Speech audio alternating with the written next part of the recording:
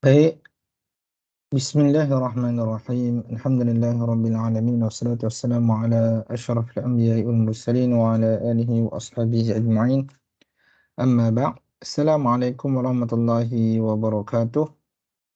Alhamdulillah, syukur kepada Allah Subhanahu wa taala dapat kita bertemu lagi pada pertemuan kita kali ini. Kita telah berada pada minggu yang keempat dan insya-Allah saya akan teruskan kita punya perbincangan yang mana kalau kita perhatikan sebelum ini kita telah membincangkan tentang konsep kejadian insan. Okey. Seterusnya dalam konsep kejadian insan kita telah membincangkan tentang asal kejadian insan, matlamat kejadian insan, peranan dan juga kesimpulanlah. Dan pada bab yang kedua kita telah membincangkan tentang pembangunan insan dari sudut konsep ilmu, aplikasi nilai-nilai murni, motivasikan diri. Okey. Itu antara perkara yang dibincangkan dalam pertemuan-pertemuan yang lalu. Jadi pada pertemuan kita kali ini kita akan bincangkan tentang bab yang seterusnya, iaitu insan dan asas ibadah. Yang mana pada hari ini kita akan membincangkan tajuk 3.1 iaitu konsep ibadah itu sendiri, dan juga 3.2 dan 3.3 kita akan bincang pada pertemuan yang lain. Pada hari ini kita akan menumpukan sepenuhnya berkenaan dengan konsep ibadah para pelajar yang saya hormati sekalian. Jadi saya mengharapkan agar para pelajar sekalian dapat memberi tumpuan supaya dengan tumpuan yang diberikan itu dapat memberi kefahaman, insya-Allah. Baik. Kalau kita perhatikan apa yang akan kamu perolehi setelah bersama-sama dengan saya mempelajari tajuk ini. Yang pertama sekali, kamu akan dapat menghuraikan pengertian dan juga pembahagian ibadah setelah kamu mengikuti kelas saya ini. Dan akan datang kamu akan mendapat menerangkan bagi objektif yang kedua dan juga yang ketiga lah. Cuma hari ini kita akan tumpukan yang pertama terlebih dahulu disebabkan konsep ibadah ni dia amat luas, yang mana bila kita nak bincang bab ibadah ni dia perlu kepada penerangan yang detail.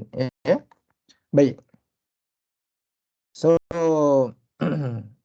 kita akan tengok satu persatu insya-Allah. Okey. Seperti mana kita sedia maklum ibadah ni dia merupakan satu konsep yang penting lah dalam Islam itu sendiri. Cuma kadang-kadang berlaku kekeliruan dan juga salah faham lah yang mana timbul dalam kalangan umat Islam berkenaan dengan konsep ibadah tersebut. So kalau kita perhatikan ibadah ni juga dia bukanlah bermaksud orang kata menjauhkan manusia daripada urusan dan pekerjaan yang bersifat duniawi. Hakikatnya dia mempunyai satu gambaran yang sangat luas, yang mana ibadah ni dia mencakupi setiap masa, ruang lingkup yang berkaitan dengan kehidupan manusia sejagat ni lah. Jadi dia bukan hanya terikat kepada benda-benda akhirat semata-mata. Jadi perkara tu kita kena jelaslah. So kalau kita perhatikan pada skrin yang berada di hadapan kamu, disebut bahawa umat Islam ni dia terbagi kepada dua golongan dalam menjelaskan tentang konsep ibadah ni. Golongan pertama, dia menyatakan bahawa ibadah ni hanya pelaksanaan rukun Islam sahaja. Okey. Ataupun ada sedikit tambahan lah, katanya seperti doa, zikir, taubat dan sebagainya. Selebih daripada itu dia tidak dikira sebagai ibadah. Manakala golongan yang kedua dia orang memandang bahawa ibadah ni dengan lebih luas lah. Okey. Jadi dia memasukkan sekali ekonomi, politik, pentadbiran, perubatan, semua segala kegiatan umat Islam ni dikira sebagai ibadah selagi mana menepati syarat-syarat yang sepatutnya boleh dinilai satu perbuatan itu sebagai ibadah. Jadi kalau kita perhatikan fahaman yang cuba memisahkan ibadah dengan urusan duniawi ini, dia adalah satu fahaman yang salah, disebut sebagai sekular lah, sekular, memisahkan antara duniawi dan juga ukhrawi. Jadi isu sekarang ni, pemahaman ini telah meluas, telah menyerap masuk ke dalam banyak pemikiran umat Islam yang ada pada hari ini. Baik. So kalau kita perhatikan lagi ibadah dalam Islam ni dia berbeza dengan amalan kepercayaan orang lain, okey, ataupun agama-agama lain. Jadi kalau agama lain dia ada nak beribadah ni kena mengasingkan diri, kena tinggalkan kehidupan dunia. So macam agama Kristian contohnya kan, tak membenarkan padri dia berkahwin, macam ajaran Confucius, Buddha sebagai contoh kan, dia orang berkhalwat. So ada juga ajaran-ajaran yang lain yang mana dia orang menyeksa diri mereka sendiri untuk dia orang membuktikan itu adalah sebagai ibadah pada pandangan agama mereka. Macam agama Hindu sebagai contoh, mereka ada apa tu yang cucuk-cucuk badan dan sebagainya tu kan. So itu antara perkara-perkara yang berbeza jauh lah daripada ajaran Islam itu sendiri. Baik. So antara golongan yang mengamalkan perbuatan-perbuatan tersebut, mengasingkan diri, menolak kehidupan dunia, meninggalkan kehidupan dunia. So nama kumpulan ni adalah golongan ataupun kumpulan Asceticism. Okey. Jadi kalau kita perhatikan juga ibadah dalam agama-agama lain ni diorang membataskan kepada tempat-tempat tertentu sahaja. Dan juga diorang ataupun mereka melakukan satu perbuatan ritual itu melalui perantaraan orang-orang tertentu. Ada juga mempercayai dewa-dewi dan sebagainya. Okey, itu semua adalah perkara yang tidak ada tempat langsung dalam syariat Islam. Dalam syariat Islam tidak ada perkara tersebut. Walau bagaimanapun kalau kita perhatikan pengaruh konsep ini banyak menyerap masuk dalam kehidupan sebahagian umat Islam. Kalau kita perhatikan yang mana mereka ni, ini umat Islam yang terpengaruh dan terlibat ni, kebanyakan mereka adalah orang yang tidak berilmu lah, tidak mengamalkan ajaran Islam, tidak merujuk kepada Quran dan Sunnah, tidak bersama-sama dengan para alim ulama ataupun ilmuwan. Jadi penting untuk kita memahami ibadah ni dengan jalan yang sebenar seperti mana yang dibawakan oleh baginda Nabi SAW. Jadi ibadah ni untuk makluman para pelajar sekalian, dia adalah sebagai kayu pengukur juga, dan sebagai penentu perbezaan antara martabat seseorang manusia lah. Sekiranya dia punya amal ibadah dia itu tepat, bertepatan dengan sunnah Nabi SAW, maka dia akan dinaikkan tingkatan dia, menjadi orang yang bertakwa. So bila salah faham ataupun ilmu berkurangan ni, dia menyebabkan salah faham lah, dalam memahami konsep ibadah ni. Jadi kita kena faham, dan hari ini saya cuba nak menerangkan kepada para pelajar sekalian supaya para pelajar sekalian faham bahawa ibadah ni bukan hanya terbatas kepada perkara-perkara tertentu sahaja. Jadi kalau kita tengok ibadah ni adalah satu perkara yang istimewa kerana Allah Ta'ala berfirman dalam Quran tujuan penciptaan kita adalah untuk beribadah kepada dia. Beribadah kepada dia. Jadi berdasarkan ayat wa ma khalaqtul jinna wal insa illa liya'budun itu dalam surah Az-Zariyat, itu membuktikan bahawa itulah objektif utama kita diletakkan di alam dunia ini. Ya? Baik. Jadi kita diciptakan, dijadikan tidak lain tidak bukan adalah untuk beribadah kepada Allah, menjadi hamba Allah Ta'ala, memperhambakan diri kepada Allah Subhanahu wa Ta'ala. So, bila kita bangun tidur, kita baca doa, bersyukur kepada Allah Ta'ala. Lepas tu kita mandi, kita siap solat subuh, secara berjemaah. Jadi, itu semua adalah bukti-bukti pengabdian diri kita kepada Allah Subhanahu wa Ta'ala. Dan kamu belajar dengan di dalam kelas saya juga, sekiranya kamu niat kerana Allah Subhanahu wa Ta'ala, maka kamu akan mendapat ciri-ciri ibadah itu di sisi Allah Subhanahu wa Ta'ala. Dan ibadah ini juga para pelajar sekalian, dia sebagai indikator, kayu ukur untuk melihat tahap iman seseorang, melihat tahap iman seseorang. Tetapi ia juga sebagai asas utamalah, dalam menggambarkan tahap keimanan seseorang terhadap Allah Azza wa Jalla. Jadi bila kita kata kita beriman ini, kita bukanlah hanya sekadar menyebut aku beriman, tetapi kita mesti membuktikan keimanan kita kepada Allah Ta'ala itu melalui amal. Sebab tu dalam Quran Allah sebut innal ladina amanu wa amilus salihat. Sesungguhnya orang yang beriman dan beramal soleh. Dia mesti beramal soleh. Jadi kita kena faham tentang maksud atau pengertian ibadah ni dengan pemahaman yang sebenar, supaya kita dapat melaksanakan tuntutan Islam itu dalam kehidupan seharian kita.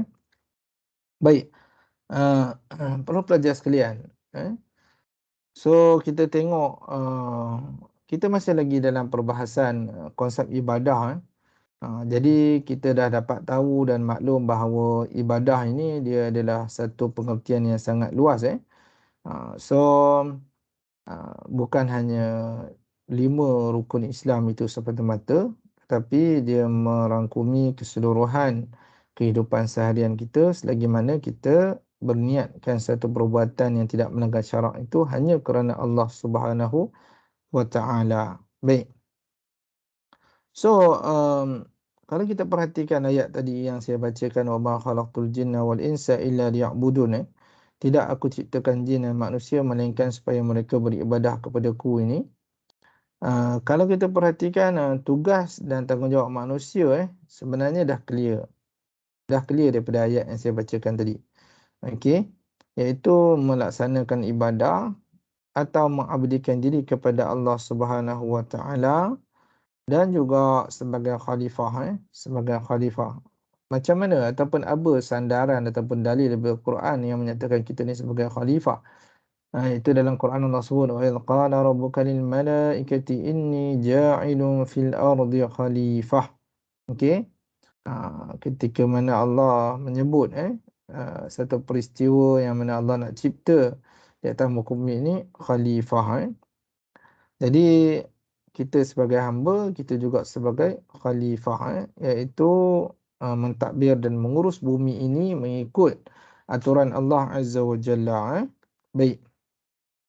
So dalam Al-Quran lagi Allah Ta'ala sebut arahan kepada kita untuk beribadah kepada Allah Ta'ala ini berdasarkan firman Allah dalam surah Al-Baqarah ayat 21. Ya ayuhan nasu ubudu rabbakum alladhi khalaqakum walladhina min qablikum la'allakum tattaqun.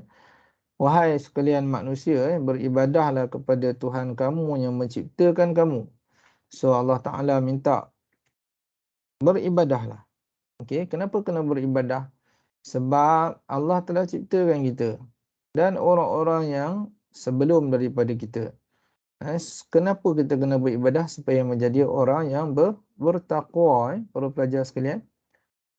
So, kita dah faham bahawa amalan-amalan tertentu yang di luar kepercayaan dan juga arahan Allah dan Rasul itu, maka dia automatically tertolak. Dia mestilah berdasarkan apa yang disandarkan kepada Nabi SAW. Baik, satu-satu perkara bila nak dinilai ibadah itu bukan mudah kita nak letak dia sebagai ibadah. Melainkan kita ada dalil dan rujukan daripada Quran dan juga sunnah Nabi SAW. Okey, sebagai contoh, kalaulah ada orang menyatakan bahawa bernyanyi di dalam masjid, okey, bernasyid di dalam ruang masjid, ataupun berqasidah di dalam ruang masjid sebagai ibadah kerana memuji Nabi SAW, dia adalah salah sama sekali. Okey, sebab apa? Berqasidah, bernasyid itu bukanlah satu yang dinilai sebagai ibadah yang mana boleh dilakukan dalam ruang salat di masjid, kerana wujud tegahan melakukan qasidah dan juga menyanyi, bergendang dan sebagainya di dalam ruang masjid itu, ruang salat masjid. Kerana ruang salat masjid ni adalah untuk kita memperlahankan suara kita, menghormati, berzikir dan membaca Al-Quranul Karim. Jadi setengah-setengah orang bila dia tidak ada ilmu, dia menyatakan bahawa qasidah itu sebagai ibadah boleh dilakukan dalam ruang salat di surau. Hakikatnya dia adalah satu benda yang bid'ah yang amat besar, dan juga Imam As-Suyuti pernah menyebut bahawa siapa yang melakukan benda sedemikian maka dia sepatutnya dihalau dan dipukul sehingga ke tahap itu. Jadi kita kena jelas tentang perkara ini sebab ini adalah larangan dalam agama. Baik, so bukanlah mudah kita nak simplify benda itu sebagai ibadah, melainkan kena datang dalil dan nas. Jadi kita kena faham jugalah perkara-perkara tersebut. Sebab kadang-kadang bila kita tidak ada ilmu, kita akan mudah dipengaruhi dengan golongan-golongan yang mempergunakan kelebihan yang ada pada dia untuk kepentingan diri dia. Jadi kita tidak, Islam tidak begitu. Baik. So kalau kita perhatikan macam baru-baru ni ada program Halloween kan. Halloween ni yang dianjurkan di Arab Saudi sebagai contoh. Boleh ke perbuatan tu? Tidak. Haram sama sekali. Sebab apa? Man tashabbaha min qaumin fahuwa minhum, atau kama qala Nabi sallallahu alaihi wasallam. Nabi sebut dalam perkara tu, siapa yang menyerupai satu kaum maka dia sebahagian daripadanya. Dan seperti mana yang kita sedia maklum, Halloween itu adalah ritual. Dia adalah satu ritual agama. Ritual agama. Sama jugalah macam kes ada orang pakai pakaian Bollywood kan, yang mana dia pakai titik hitam di dahi itu. Itu juga adalah satu ritual agama. Dia bukanlah budaya. Dan siapa yang memakai perkara tersebut, menggayakan perkara tersebut, bermakna dia telah menyerupai kaum tersebut. So boleh jatuh kepada hukum syirik kepada Allah Azza wa Jalla. Baik.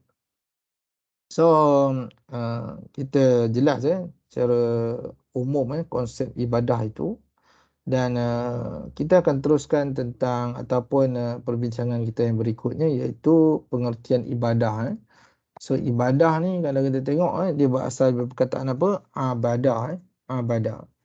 Apa maksud abadah ni? Patuh, taat, setia, tunduk, sembah. Menghina ni maksud merasa diri itu hina di sisi Allah Azza wa Jalla. Jadi kalau kita tengok beberapa pandangan yang lain, sebagai contoh Abu Ala Al-Maududi, Imam Ibn Taymiyah sebagai contoh. So mereka ini mendefinisikan ibadah itu kepada beberapa maksud. Kalau kita tengok Ibn Taymiyah, beliau menyatakan bahawa ibadah adalah semua perkara yang disukai dan diredai oleh Allah Azza wa Jalla, sama ada zahir ataupun batin. Okey. Dan Ibn Taymiyah mendefinisikan ibadah ni sebagai apa? Kehinaan dan kecintaan kepada Allah Subhanahu wa Ta'ala. Jadi kita sebagai hamba ni kita rasa hina bahawa kita ni tidak ada apa-apa melainkan Allah Ta'ala yang berikan segala-galanya kepada kita. Macam saya sendiri Allah pinjamkan nikmat akal, nikmat suara, nikmat untuk bercakap dan memberi pengisian kepada kamu dalam kelas kita. Jadi kita rasa hina lah. Kita ni pinjam je kemampuan kita ataupun saya ni pun hanya pinjaman. Sama juga macam kamu kan masuk universiti. Allah bagi peluang, Allah yang pilih kamu. Jadi kalau kamu sedar bahawa ini adalah pilihan Allah Ta'ala dan dia merupakan rezeki kepada kamu, jadi wajib untuk kamu mensyukurinya. Okay? Rasa cinta kepada Allah Ta'ala secara tidak berbelah bagi. Jadi kalau kita cinta kepada Allah Ta'ala, so kita kenalah buktikan dengan melakukan segala apa yang Allah perintahkan dan meninggalkan segala apa yang Allah larang. Jadi inilah definisi ataupun maksud ibadah. So antara lain pandangan Muhammad Qutub mendefinisikan ibadah ni sebagai menghambakan diri hanya kepada Allah dan menerima hukum daripada Allah Subhanahu Wa Taala. Jadi semua urusan dunia dan akhirat ini semua daripada Allah Subhanahu Wa Taala. Okey, dan sentiasa kita menyerahkan segala-galanya kepada Allah Azza wa Jalla. Baik, bila saya sebut menyerahkan segala-galanya bukanlah bererti kita serah dan kita berpeluk tubuh, tidak. Kita bertindak, berusaha macam kamu belajar ni lah. Kamu buat assignment nanti, kamu buat ulasan artikel. So kamu buat itu semua kerana Allah Subhanahu Wa Taala. Ya. Baik.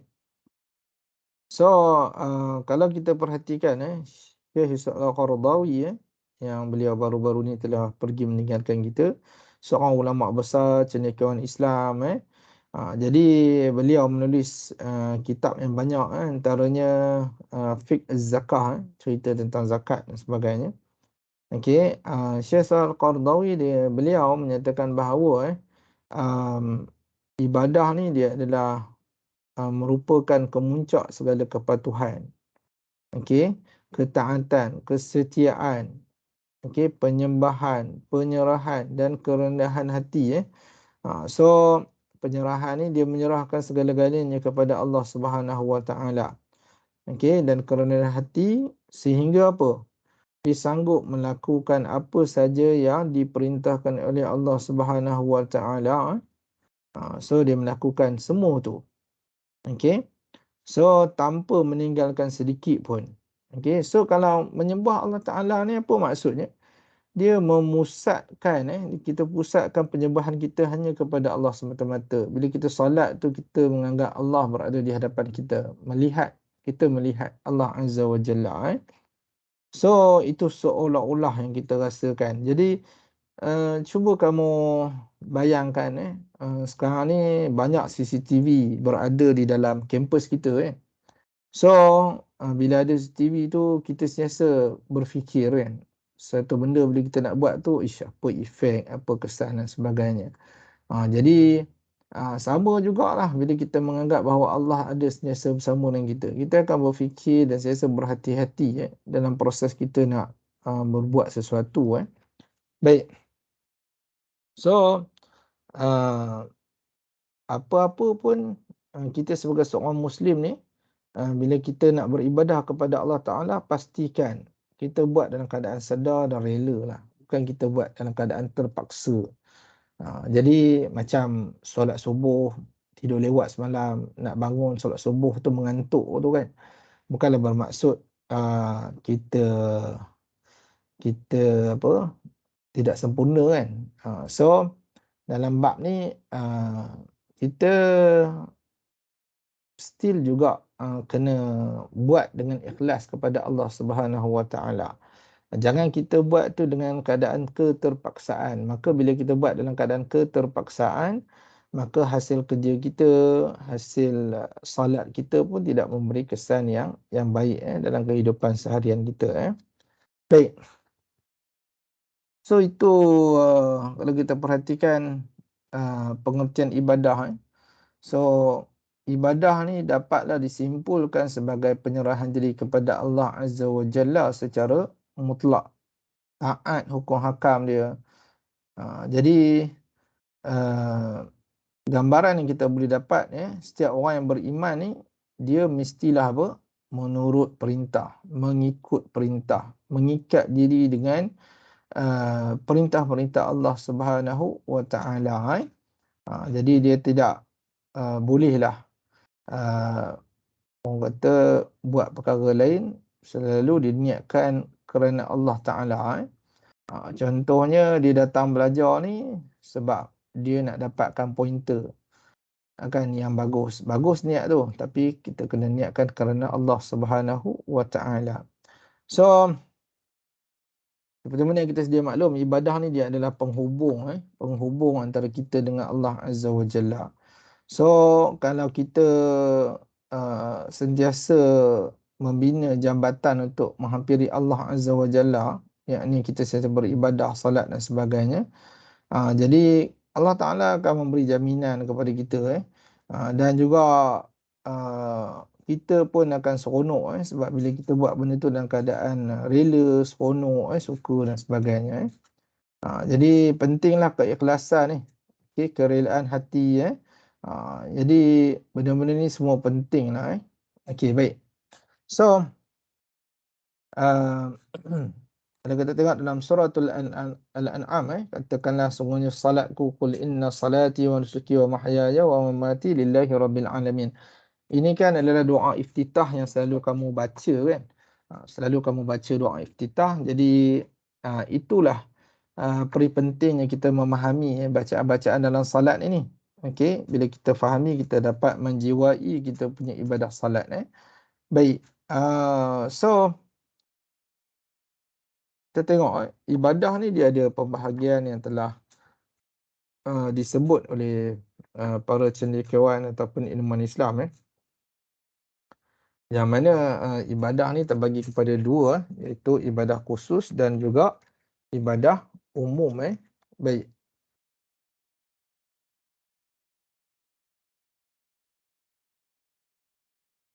Ibadah khusus ni para pelajar yang saya kasihi sekalian dia adalah ibadah yang mana telah dinyatakan jenis, kaedah, pelaksanaan, rukun, syarat jadi ataupun satu amalan yang telah disebutkan dan dinyatakan dalam Quran dan juga hadis Nabi sallallahu alaihi wasallam. Contohnya amalan salat kan dan juga amalan haji sebagai contoh Semua mesti kita mendapatkan nas hadis daripada Nabi sallallahu alaihi wasallam bagaimana kaedah salat itu ditunaikan. Cuma kita pada hari ini dah ada mazhab, para ulama telah mengekstrak maklumat-maklumat tu untuk dimudahkan kepada kita membacanya. Okey, so pentinglah kita memahami ibadah khusus ni yang mana ibadah khusus ni manusia dia tidak ada hak untuk meminda sesuatu ibadah khusus yang telah digezet lah istilahnya oleh Quran dan juga hadis Nabi sallallahu alaihi wasallam So diorang tak boleh ubah tak boleh ubah ibadah khusus kamu tak boleh ubah sebab apa? Ibadah khusus ni dia memang dah clear cut Contoh solat subuh 2 rakaat kita nak ubah pergi 3 tak boleh lah, haram lah berdosa besar So ibadah khusus ni untuk makluman kamu dia ada ibadah fardu dan juga ibadah sunat So ibadah fardu ni apa? Ibadah yang diwajibkan ke atas umat Islam So kalau kita tengok ibadah fardu ni dia terbahagi kepada dua lah. So dia ada fardu ain dan fardu kifayah. Okey, baik. So ibadah khusus ni dia ada ibadah dia ada fardu ain dan dia ada fardu kifayah Dia ada ibadah fardu dan dia ada ibadah sunat. Okey, baik. So ibadah fardu ni yang pertama fardu ain. Apa maksud fardu ain? Iaitu ibadah yang wajib dilakukan oleh setiap individu muslim yang mukallaf. Okey, mukallaf di sini membawa maksud apa? Orang yang telah dikira amal perbuatannya. Okey. Dikira amal perbuatannya. So itulah mukallaf. So kamu semua ni adalah seorang yang mukallaf yang menanggung Okey, sekiranya ditinggalkan perkara fardu ain ni, dia dikira sebagai seorang yang berdosa. So, itulah maksudnya fardu ain untuk makluman para pelajar sekalian. So, mengeluarkan zakat zakat juga wajib. Okey, menunaikan haji di Baitullah. Okey, macam mana ni kan? Nak tunai haji di Baitullah ni. So, dalam hadis Nabi, khudhu anni manasikakum. Okey, kenalah kita ambil ataupun menjalankan ibadah ini mengikut panduan yang telah Nabi SAW gariskan. Baik, so kita tak boleh nak buat pandai-pandai kan. So nak tawaf tu kan, nak buat tawaf dengan cara tersendiri contohnya kan. So salah lah sebab ibadah ni adalah ibadah fardu ataupun ibadah khusus yang mana yang telah ditetapkan syarat niat dia semua sekali. Baik, so kalau kita tengok fardu kifayah pula dia adalah ibadah yang wajib dilakukan oleh segelintir anggota masyarakat Islam. So kalau kita tengok penting untuk kemaslahatan umat Islam sebenarnya. Jadi mestilah ada juga orang yang belajar dalam engineering, bidang perubatan supaya orang Islam yang berada di dalam tu dia dapat memperjuangkan hak-hak yang penting kepada umat Islam itu sendiri. So kadang-kadang bila sebuah orang kata kilang tersebut tidak ada orang Islam, maka penghasilannya itu agak meragukan produk yang dihasilkan. Sebagai contoh khusus dalam bidang makanan. Baik, so sebagai contoh yang mudah juga kalau kita solat jenazah so itu adalah fardu kifayah contoh. Baik, so ibadah khusus dia terbagi kepada ibadah fardu dan juga ibadah sunat. So ibadah sunat ni apa pula? Okey. Baik. So ibadah sunat ni dia adalah satu perbuatan yang disunnahkan ataupun yang disunatkan, yang mana ibadah sunat ini dia diberi pahala kepada orang yang melakukannya dan tidak berdosalah jika dia ditinggalkan. So ibadah sunat ni juga dia adalah ibadah yang khusus sebab apa?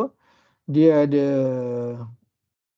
orang kata peraturan yang telah ditetapkan berdasarkan Quran dan juga sunnah Nabi SAW. So bila kita bincang tentang ibadah sunat, dia ada sunnah muakkadah dan sunnah ghairu muakkad. Okey, sunnah muakkad ni apa? Muakkad maksudnya ditekankan. Okey, ditekankan. Okey. So ibadah ni dia memang diberi penekanan dan dituntut dalam agama supaya kita melaksanakan dia dan juga kenapa dituntut untuk dilaksanakan, kerana ia dilakukan oleh baginda Nabi sallallahu alaihi wasallam. So ibadah ataupun sunat muakkad ni sunnah yang sangat dituntut. Contohnya apa? Kalau dia kata dekat situ bersugi sebelum solat. Okey, ada lagi yang lain-lain, contohnya solat sunat qabliyah subuh tu adalah sunat muakkadah. Okey. Manakala sunat yang bukan muakkad sunat yang tidak dituntut muakkad tadi dituntut, ghairu muakkad ataupun ghairu muakkad dia adalah sunat yang tidak dituntut. Tapi boleh buat tak? Boleh, tak ada masalah. Contohnya solat sunat rawatib. Ada dalam solat sunat rawatib ini yang dia disebut sebagai sunnah muakkadah. Contohnya solat sunat qabliyah subuh. Solat sunat qabliyah zuhur. Okey, 2 rakaat. Okey, dia ada witir. Okey, kita boleh buat 1 ataupun 3 rakaat. Jadi sunnah ghairu muakkad ini dia juga tetap digalakkan. Seperti solat sunat rawatib macam sebelum maghrib, kita tak disebut sebagai sunat muakkadah. Okey, baik. So antara yang lain sunnah muakkadah ni kita boleh tengok juga ketika mana solat sunat ba'diyah isyak. Okey, solat sunat ba'diyah isyak itu disebut sebagai sunnah muakkadah.